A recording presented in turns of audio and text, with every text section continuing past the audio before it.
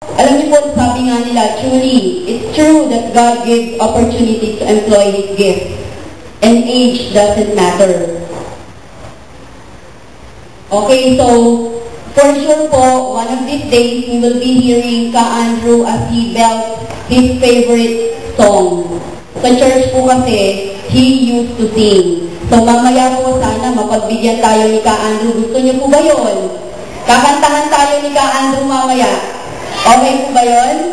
Sige po, we will hear that later. Okay, so, let's get to know Ka Andrew up close and personal through a trivia. Ito po ay gagampanan ng isang taong malapit kay Ka Andrew na katulad niya ay malapit din sa Diyos. We can call them friends of God. So let's welcome Ka Andrew's friend and fellow Christian scientist, Mr. Bien R. Sana. Palakpakan po natin si Tito B.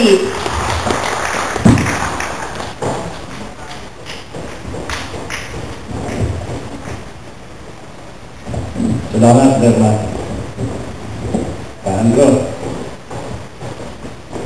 Groovy pa rin. Magandang gabi po sa inyo lahat. Happy special day, Ka Andrew. Alam nyo, pasensya na kayo, hindi po ako sanay magsalita sa ganito. Nung nakararang mga taon po, sa political rally, pwede po tayo. Pero sa ganitong pagkakataon, ito po lamang ang unang pagkakataon ng aking gagampanan ito. Kasi hindi ko po mahihindihan ang mahal kong kaibigan, si Ka Andrew. Napakalakas humingan sa akin eh. Kaya kahit nangangatugan tuhod ko, ay medyo tinitibay-tibayan mo po. Si Ka Andrew, una kami nakita at nagkilala, mga 1970. Siguro marami sa inyo hindi pa, wala pa dito sa balat ng lupa. Nasaan pa kayo nasa Hebron. Ang unang impression ko dito sa taon to, very gentleman. Saka talagang hindi mo siya makikita hindi mukhang bagong goli. Lagi yan very neat at nakangiti palagi. Hanggang ngayon, kalimbawa 1970, 4 years na hindi. Hindi ko pa siya narinig matumaas ang boses na parang galit. Hindi ko pa siya nakita hindi nakangiti. Ang daming bungat niya, ngiti at pagbati. Pambihira na sa tao ng ganyan. Kaya masabi ko, siya ay isang pambihirang tao.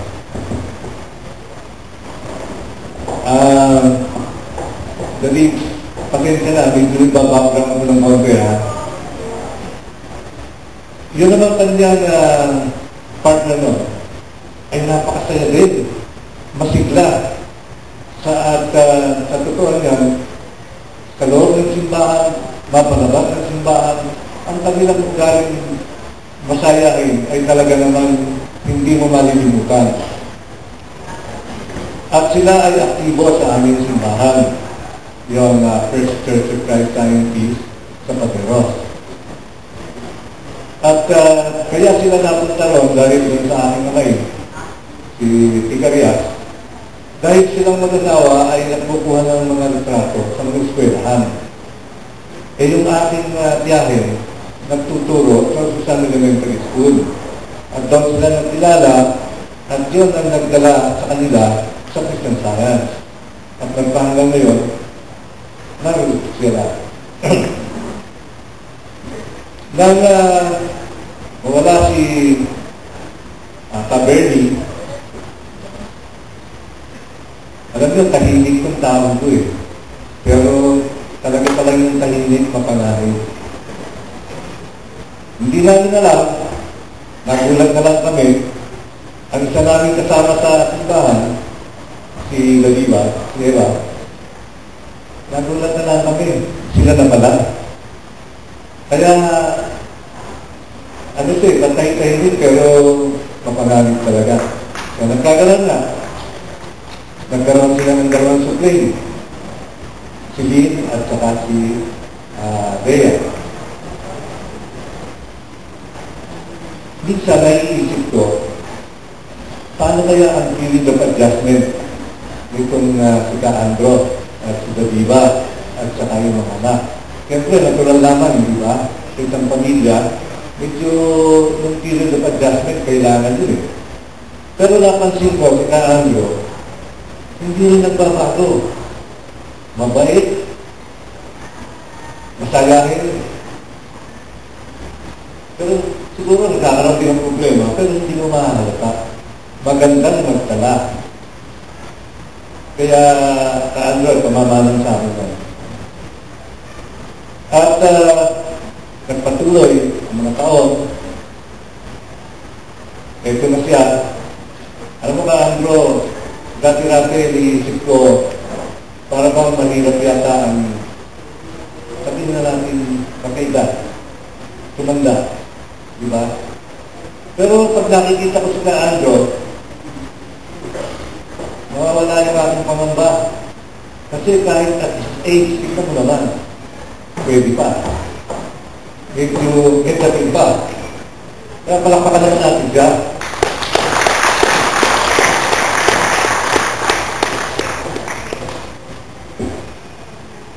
Alam nyo, naalala ko, kanina lang.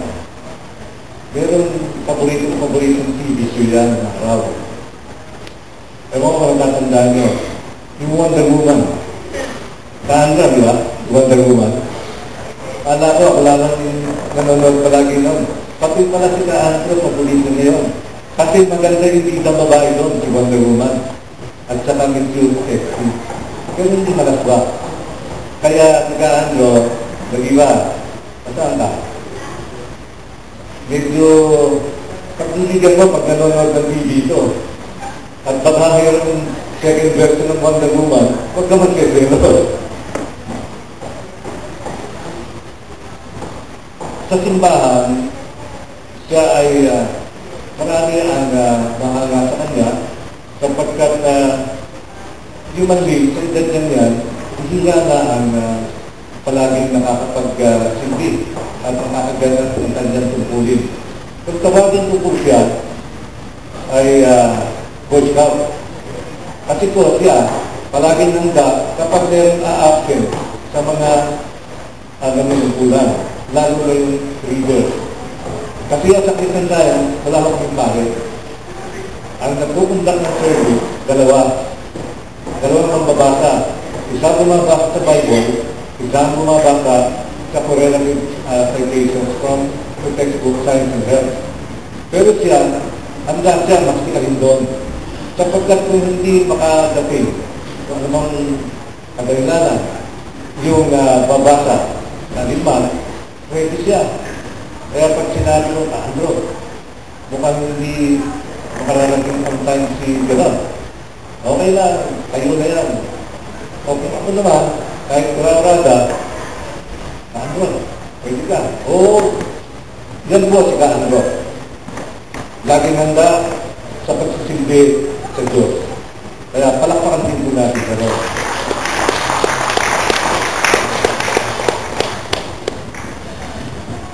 Alam nyo, kung sasabihin sa inyo, yung kwento, ang mga bagay-bagay tungkol kay Andrew, baka kung tayo umagain, meron tayong limitation sa oras. Kanya, akin kong sasalamatan ng pagkakataong ito, Andrew.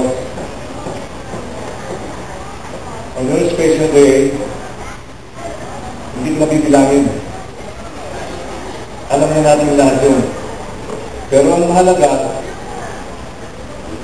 bagamat tumating siya sa ganitong estado ng kanyang buhay, nakikita pa rin natin siya yung kanyang hindi, yung kanyang sigla, kahit pa mayroon siyang uwi-uwi ka na parang physical challenge na pinananalangin niyang ma-overcome at tiyak naman kaya niyang ma-overcome yun with the help of God through Christ. Muli, palakpakan po namin siya.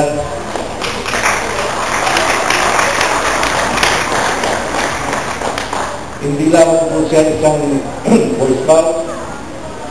He is truly a Christian warrior. Kaya, magandang gabi po at magandang salamat.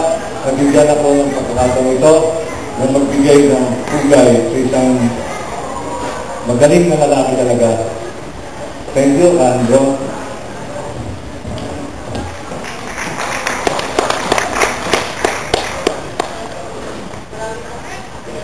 Maraming pong salamat, Tito Gid. Palakpakan po muli natin si Tito Gid. Dahil sa mga na-mention po niya tungkol sa ating birthday celebrator.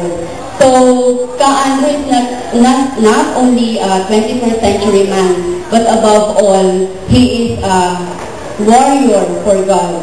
So, for that, mas lalo po nating lakasan ang ating palakpak para kay Ka-Andrew.